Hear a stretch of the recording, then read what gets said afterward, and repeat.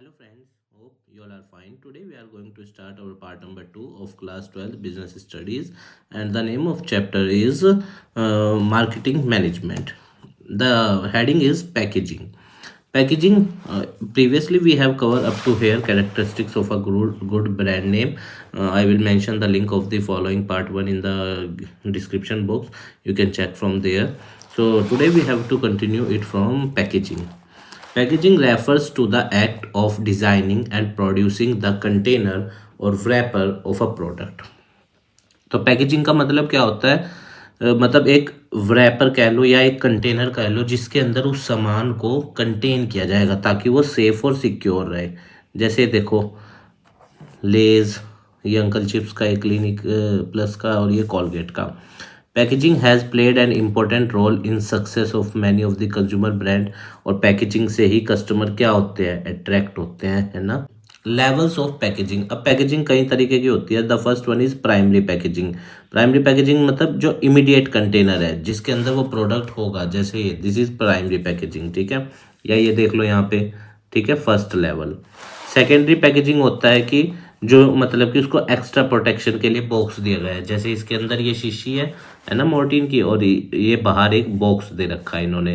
This is secondary packaging, ताकि इस शीशी को कुछ ना हो, है ना. It refers to an additional packaging which provides additional layer of protection to the product and keep till the product is ready for use. ठीक है, जब तक वो यूज़ नहीं होता तब तक वो इस बॉक्स के अंदर रहेगा. और ट्रांसपोर्टेशन पैकेजिंग होती है पेटी. जैसे ये पेटी है, इसके अंदर ये होगा और इस बॉक्स के अंदर ये होगी, ठीक है. तो थर्ड लेवल पे आती है, ये याद रखना, transport packaging. It refers to further packaging which is necessary to protect the product in the process of transportation. के दौरान उस प्रोडक्ट को कुछ ना हो, टूटे फूटे ना, है ना, या फिर स्पॉइल ना हो जाए, लीकेज ना हो जाए, इसलिए बॉक्सेस में रखा जाता है ना.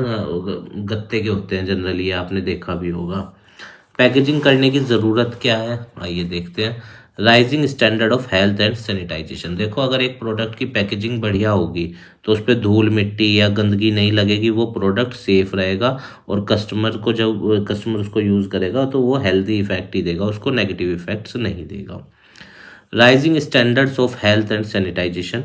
People prefer packaged goods over loose goods. Loose goods को क्या होता है, उन पे धूल मिट्टी वो सब के चांस ज़्यादा होते हैं, पर पैकेज फूड सेफ रहता है. As there are less chance of adulteration और कंटेमिनेशन इन पैकेज्ड फूड. और जो फूड पैकेज होता है उसके अंदर किसी तरह का मिक्सअप या कुछ नकली चीज़ें भी नहीं मिला सकते. जो उसके इंग्रेडिएंट्स हैं वो उसके ऊपर ऑलरेडी लिखने पड़ते हैं, ठीक है ना. तो पैकेजिंग फूड अगर हम देखें, जो ये खुला फूड होता है, लूज गुड्स होते हैं, इसके मुकाबले ज़्यादा अच्छा होता है, सेफ और सिक्योर रहता है यूज़ करने के पॉइंट ऑफ व्यू से, ठीक है. The second thing is self service outlets. Self service outlets, जैसे आपने देखा होगा रेलवे स्टेशन पे या मेट्रो स्टेशन पे वेंडिंग मशीन लगी होती है जिसपे पैसे डालो और जो भी हमें चाहिए वो बटन दबा दो, वो सामान उसमें से निकल जाता है. तो पैकेजिंग इसलिए भी मदद करती है, सेल्फ सर्विस आउटलेट्स के ज़रिए सेल प्रमोशन भी हो जाता है.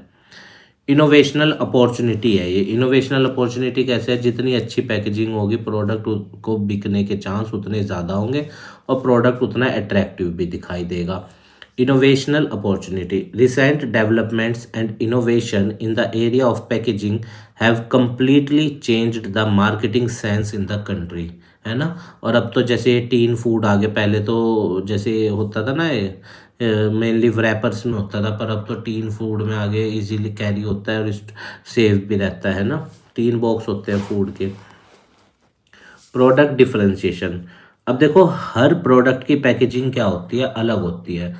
तो एक प्रोडक्ट को दूसरे प्रोडक्ट से अलग करने में भी पैकेजिंग मदद करती है. जो इंसान, फॉर एग्जांपल एक इंसान इलिटरेट है या लिटरेट भी है, इलिटरेट इंसान जनरली, आप फॉर एग्जांपल दुकान पे गया और उसने कहा वो बिस्कुट दे दे, वो हरे कलर वाला, ऐसे बोलते हैं ना, या वो नीले कलर की पन्नी है उस बिस्कुट की, ऐसा है बिस्कुट है ना.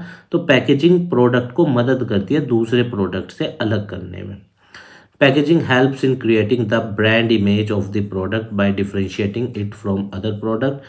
The color, पैकेजिंग का कलर, साइज हो सकता है, मटेरियल हो सकता है, etcetera. Functions of packaging. Let us see functions. Some important functions performed by packaging in the marketing of goods are as follow. The first one is product identification. Packaging मदद करती है product को identify करने में। बहुत सारे product होते हैं दुकान पे, है ना, पर पैकेजिंग के ज़रिए ही हम पहचानते हैं कि हमें क्या लेना है। प्रोडक्ट प्रोटेक्शन, पैकेजिंग इसलिए भी की जाती है ताकि प्रोडक्ट प्रोटेक्ट रहे। Facilitating use of the product, उसके ऊपर सारा कुछ लिखा होता है, कैसे यूज़ करना है, क्या क्या इंग्रेडिएंट्स हैं, सारी इन्फॉर्मेशन भी तो पैकेजिंग पे ही लिखी होती है। और चौथा चीज़ है पैकेजिंग के ज़रिए प्रोडक्ट प्रमोशन होता है, ठीक है ना। Packaging act as a silent salesman as it promotes the product and increase it sale. जैसे तुमने बच्चों को देखा होगा दुकान पे जाते ही उन्हें रंग बिरंगी चीज़ें बहुत पसंद आती है ना, मेनली उन चिप्स की डिमांड करते हैं या उस तरह की चीज़ों की। तो पैकेजिंग से क्या होता है, प्रोडक्ट प्रमोट होता है, जनरली एक सेल्समैन का काम करती है पैकेजिंग, साइलेंट सेल्समैन का, ठीक है। लेबलिंग, लेबलिंग मीन्स जो उस प्रोडक्ट के ऊपर लेबल है, टैग है, ठीक है ना, जो सारी इंफॉर्मेशन कैरी करता है। Label is a part of the product और a tag attached directly to the product which carries information about the product. तो इसको हम क्या बोलते हैं, लेबलिंग, है ना। जैसे आपने किसी भी कपड़े खरीद तो उनके साथ बहुत सारे लेबल लगे हुए होते हैं, है ना।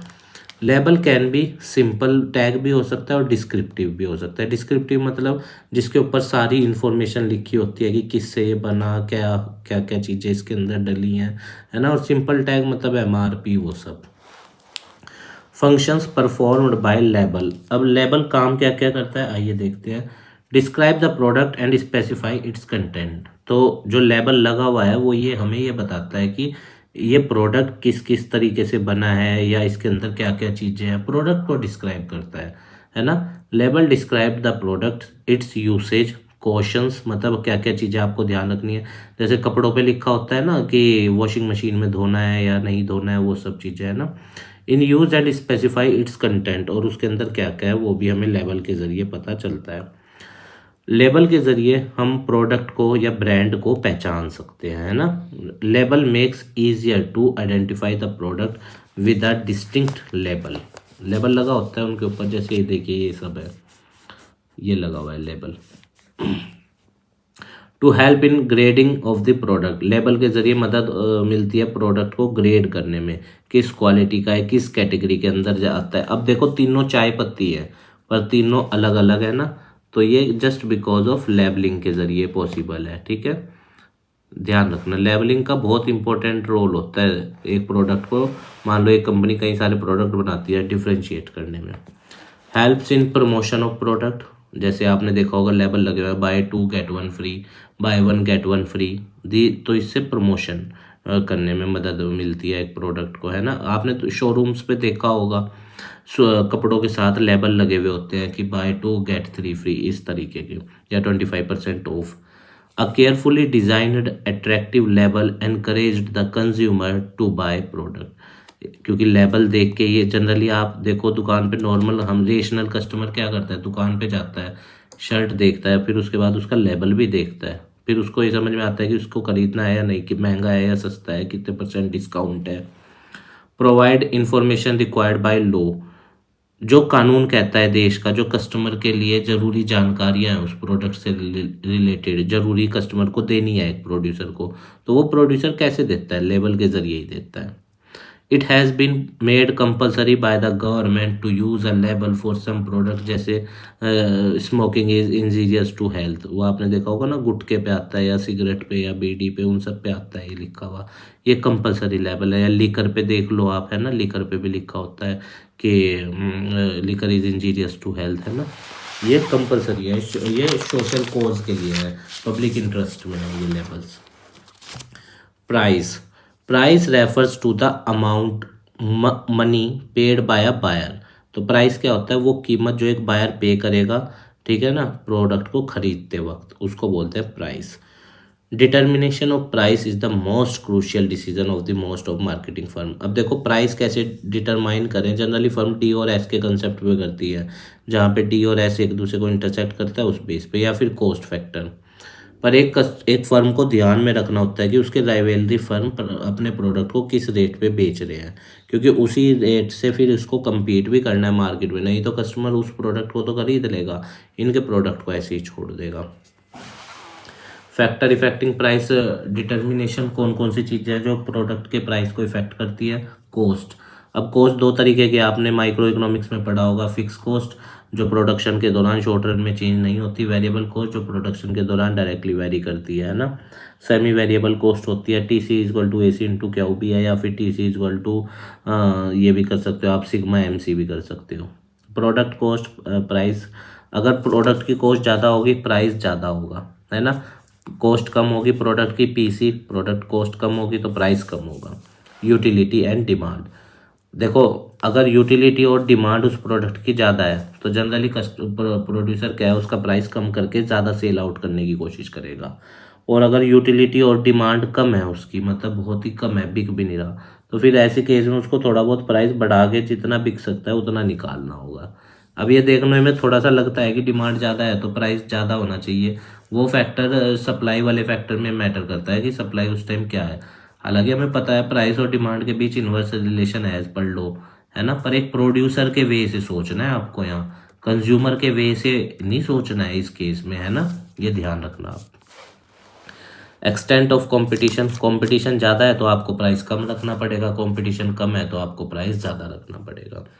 गवर्नमेंट एंड लीगल रेगुलेशंस भी होते हैं ना, कुछ चीज़ों के प्राइस आप उससे ज़्यादा नहीं रख सकते। जैसे एमआरपी आपने देखा होगा हर प्रोडक्ट पे होता है, उसको प्राइस सीलिंग ही तो बोलते हैं, किसी चीज़ का मैक्सिमम रेट। गवर्नमेंट का नियम है कि आपको हर प्रोडक्ट पे लिखना है। प्राइस फ्लोर होता है किसी चीज़ का मिनिमम रेट, है ना। एमएसपी इसका एग्जांपल है प्राइस फ्लोर का, और एमआरपी प्राइस सीलिंग का एग्जांपल है।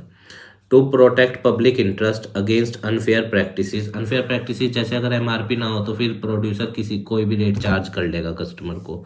Government can intervene and regulate the price of commodities, government intervene करती है और इसको रेगुलेट करती है प्राइस को कमोडिटीज के। मार्केटिंग मेथड्स यूज, अब कौन कौन से मार्केटिंग मेथड यूज होते हैं इसके अंदर जनरली, है ना, उस पर भी डिपेंड करता है कि प्राइस कैसा होगा। जैसे जितने इफेक्टिव आप मार्केटिंग मेथड यूज करोगे उतनी कॉस्ट ज़्यादा आएगी। The pricing decision is also affected by various other elements of marketing such as distribution system, quality of salesman employed ETC. ठीक है, इन सब पे भी आपकी कॉस्ट मैटर करती है, या आपके प्राइस को डायरेक्टली इफेक्ट करेंगे। Place physical distribution, let us see deciding. Goods को जहाँ से बना है, जहाँ वो यूज़ होना है वहाँ तक पहुँचाना भी एक चैलेंज होता है, क्योंकि कॉस्ट फैक्टर भी आता है बीच में, वो भी देखना है।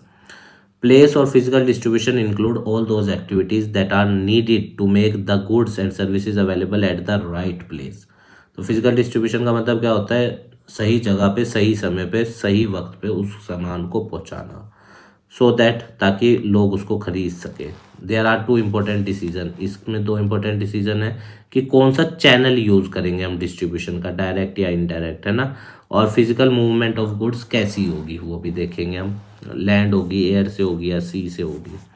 Channel of distribution, channel of distribution are set of firm and individuals that take lead title और assist in transferring title to particular goods or services as it move from the producer to the consumer। तो channels का मतलब आता है कि किस तरीके से आप उस गुड्स को प्रोड्यूसर से जहाँ वो प्रोड्यूस हुआ है कंज्यूमर तक पहुँचाओगे। टाइप ऑफ चैनल दो तरीके के, direct and indirect channel. Look here, direct channel में क्या होता है, मैन्युफैक्चरर सीधा कंज्यूमर को प्रोडक्ट बेचता है, बीच में कोई एजेंट होलसेलर रिटेलर नहीं होता। पर इनडायरेक्ट चैनल में जैसे वन लेवल में क्या होगा, manufacturer retailer customer. Two level में क्या होगा, manufacturer wholesaler retailer consumer. Wholesaler bulk quantity में उठाता है, रिटेलर कम में, और फिर कंज्यूमर तक डायरेक्ट। थ्री लेवल में मैन्युफैक्चरर, अब होलसेलर और मैन्युफैक्चरर के बीच एजेंट आ जाएगा, ठीक है ना। जो एजेंट मैन्युफैक्चरर का सामान होलसेलर को बेचता है, होलसेलर रिटेलर को, रिटेलर कंज्यूमर को। तीन लेवल है इनडायरेक्ट में, वन लेवल में मैन्युफैक्चरर रिटेलर कंज्यूमर, सेकंड में manufacturer wholesaler retailer consumer, third में manufacturer agent wholesaler retailer consumer. And direct channel में direct, the manufacturer is selling its product directly to the consumer, remember this thing, okay. Physical movement of goods, the physical handling and movement of goods from place of production to the place of distribution is referred to as physical distribution। का तो word अभी हमने देख ही लिया था, जहाँ से सामान बना है जहाँ तक उसको पहुँचाना है, that is called physical distribution. Components क्या क्या हैं फिजिकल डिस्ट्रीब्यूशन के, चार है, आइए देखते हैं। सबसे पहले ऑर्डर प्रोसेसिंग। ऑर्डर प्रोसेसिंग के अंदर आ जाता है कि वो टाइम, है ना, जो कस्टमर तक लगेगा पहुंचाने में। जैसे आपने कुछ ऑनलाइन करते हो ऑर्डर, तो वो आपको एक डेट दिखाता है ना कि इस तारीख तक आएगा, that is called order processing. Order processing refers to the time and steps involved between the receipt of order from customer and delivery of the goods। ठीक है ना, टाइम लगता है ना प्रोडक्ट को आप तक पहुंचाने में। अब तो जैसे दिल्ली में बड़े बड़े अलग ही तरह के सिस्टम शुरू हो गए, जेप्टो हो गया या ब्लिंकिट हो गया, जो आप तक प्रोडक्ट बहुत ही कम टाइम में प्रोसेस कर देते हैं। ये अच्छी चीज़ें है ना, क्योंकि देखो जितना कम टाइम लगेगा कस्टमर उतनी जल्दी प्रोडक्ट को यूज़ करेगा, उतनी ज़्यादा और डिमांड क्रिएट होगी। Transportation, transportation of the good means carrying goods and raw material from the point of production to the point of sale. Transportation का मतलब आता है जहाँ से प्रोड्यूस हुआ ट्रक के जरिए जाएगा या कैसे उस सामान को जहाँ वो बिकना है वहाँ तक पहुँचाना। जैसे कोई सामान फॉर एग्जांपल दिल्ली में बना और बिकना उसने उत्तराखंड में है, तो उसे दिल्ली से उत्तराखंड तक ट्रक में लाया जाएगा ना, या किसी भी तरीके से जो भी चैनल यूज हो रहा है, that is called transportation. Warehousing होता है जहाँ पे उस सामान को स्टोर किया जाएगा, क्योंकि बनते ही सारा एकदम तो बिक नहीं जाता, स्टोर करना पड़ता है ना, तो that is called warehousing. Warehousing, storage और warehousing refers to holding and preserving goods till they are delivered to the buyer। जब तक वो बिकते नहीं या जब तक वो डिलीवर नहीं होते तब तक उनको स्टोर करना पड़ता है ना, तो उसको बोलते हैं warehouse. Inventory control, inventory control requires deciding about the level of inventory. कितना हमने स्टॉक अपने पास रखना है, दैट इज कॉल्ड इन्वेंट्री। तो ये किस चीज़ पे डिटरमाइन होता है, policy on level of customer services हमारी कैसी है, उस हिसाब से इन्वेंट्री हमारे पास होंगी। एक्यूरेसी इन सेल फोरकास्ट, कितना माल बिक गया कितना बच रहा है, एग्जैक्ट डाटा होगा तो हमें पता रहेगा कि हम इन्वेंट्री हमें कितनी रखनी है। डिस्ट्रीब्यूशन सिस्टम, कितना रेस्पॉन्सिव है, जल्दी से पहुंच जाती है चीज़ें या नहीं, या रिटर्न जो करते हैं कस्टमर वो जल्दी से आ जाता है या नहीं, उस पर भी डिपेंड करता है ना। अगर ये चीज़ें कंट्रोल रहेंगी तो इन्वेंट्री कंट्रोल्ड में रहेगी। और क्या कॉस्ट ऑफ इन्वेंट्री कितनी ज़्यादा है, क्योंकि जितनी ज़्यादा कॉस्ट होगी इन्वेंट्री को होल्ड करने की या इन्वेंट्री की, उतना ही कंपनी कम प्रीफेयर करेगी होल्ड करना। ठीक है। Now the next heading is promotion. Promotion भी बहुत इंपॉर्टेंट काम है। बनाना प्रोडक्ट को, पैकेजिंग कर लिया, सब कुछ कर लिया, अब उसको प्रमोट भी तो करना है ताकि ज़्यादा से ज़्यादा कस्टमर तक वो पहुँचे और बिके। एडवर्टाइजमेंट, ये सब चीज़ें आती हैं इसमें, ये देखते हैं। Promotion refers to all such activities which intend to inform customer about the product of the company and persuade them to buy these product। तो this is called promotion। Promotion के जरिए हम कस्टमर को मोटिवेट कर रहे, pursue कर रहे कि वो हमारे प्रोडक्ट को खरीदे। प्रमोशन मिक्स के अंदर बहुत सारे स्टेप आते हैं ना। Refers to the combination of promotional tools used by organisation to achieve its communication. जैसे advertising, sale promotion, personal selling, public relation, है ना। आइए इन सबको देखते हैं एक एक करके, चारों बहुत इंपॉर्टेंट है। The first one is advertising. Advertising refers to an impersonal form of, अब देखो इसमें डायरेक्ट प्रोड्यूसर नहीं कम्युनिकेट करता जिसे वो बेच रहा है, टीवी पे आएगा, है ना, स्पॉन्सर्स करते हैं, मार्केटर्स करते हैं जो गुड्स को प्रमोट करते हैं। एडवर्टाइजिंग के फीचर्स क्या है, अब देखो एडवर्टाइजिंग के मोड लिखे हुए हैं, सोशल मीडिया, रेडियो पे, टीवी पे या न्यूज़पेपर पे, these are the form of advertisement. Features of paid form में होती है, पैसा दिया जाता है उनको स्पॉन्सर्स को के द्वारा, है ना, और किसको, एजेंसी को जो एडवर्टाइजमेंट बनाएगी। इम्पर्सनैलिटी मतलब कि क्या होती है इसमें, देखो जिसका एड बनाया जा रहा है वो हमसे डायरेक्ट डील नहीं करता, है ना, वो टीवी के जरिए हम तक अपनी बात को पहुंचाएगा, फिर अगर हमें अच्छा लग रहा है हम उस प्रोडक्ट को तब खरीदते हैं। Advertising is an impersonal method of promotion as there is no direct face to face contact between customer और एडवर्टाइजर के बीच कोई कॉन्टैक्ट नहीं होता इसमें, है ना। Identified sponsor, advertising is undertaken by some identified individuals as company who make the advertising effort and also bears the cost of it। तो आइडेंटिफाइड स्पॉन्सर्स क्या होते हैं, जो भी एडवर्टाइजिंग कर रहा है व्यक्ति, है ना, या जो भी कंपनी कर, वो एक बहुत ट्रस्टफुल है, और जो उस चीज़ को स्पॉन्सर कर रहा है वो व्यक्ति भी कंपनी के लिए क्या है, बहुत ज़्यादा इम्पोर्टेंट है। फ़ायदे क्या है एडवर्टाइजिंग के, एडवर्टाइजिंग अगर की जाएगी तो बहुत बड़ी संख्या में लोगों तक अपनी बात पहुंचाई जा सकती है। Advertising is a medium through which a large number of people can be reached over a vast geographical area. आप टीवी पे एक ऐड डाल दो, पूरे इंडिया में आप कवर हो जाओगे, पूरे वर्ल्ड वाइड में, अगर आप ऐसे चैनल्स पे डालते हैं। Enhancing customer satisfaction and confidence. अगर एडवर्टाइजिंग हो रही है बढ़िया से टीवी पे या जगह जगह पे होर्डिंग्स लगे हुए हैं या इस तरीके से, तो कस्टमर को कॉन्फिडेंस आता है कि हाँ भाई कंपनी अच्छी है, एडवर्टाइजमेंट भी करती है टीवी पे और अच्छे अच्छे एक्टर्स से करा रही है, तो कस्टमर का सेटिस्फेक्शन भी रहता है और कॉन्फिडेंस भी बढ़ता है। Advertising create confidence amongst prospective buyers as they feel more comfortable and assured about the product quality and hence feel more satisfied. आपने टीवी में देखा होगा ये ऐड जो है एक्टर से क्यों करवाते हैं, क्योंकि लोगों का एक्टर्स पे ट्रस्ट होता है, उन्हें पसंद करते हैं, और अगर वो एक्टर उनके प्रोडक्ट का एडवर्टाइजमेंट करेगा लोग उसको खरीदेंगे। Expressiveness with the use of latest technique graphics and multimedia. Modern advertising जो है, आज की एडवर्टाइजिंग तो बहुत ही ज़्यादा मतलब अलग ही लेवल पे पहुंच चुकी है ना। एनिमे का यूज़ किया जा रहा है, एआई का यूज़ किया जा रहा है। इकोनॉमी एडवर्टाइजिंग में बहुत लोगों को रोजगार भी मिलता है, पैसा इन्वॉल्व होता है। The total advertising cost is spread over a large number of people. जितने ज़्यादा लोग खरीदेंगे उन सब में वो कॉस्ट बढ़ती है। एज अ रिजल्ट, जिसका परिणाम क्या होता है कि हर व्यक्ति के हिस्से में बहुत मिनिमम कॉस्ट आती है एडवर्टाइजिंग की। दूसरा तरीका है पर्सनल सेलिंग। अब पर्सनल सेलिंग में खुद जाना पड़ता है या रिप्रेजेंटेटिव को भेजना पड़ता है, तो थोड़ा एक्सपेंसिव पड़ता है। Personal selling involves oral presentation of message in the form of conversation with one or more prospective customer for the purpose of making sale.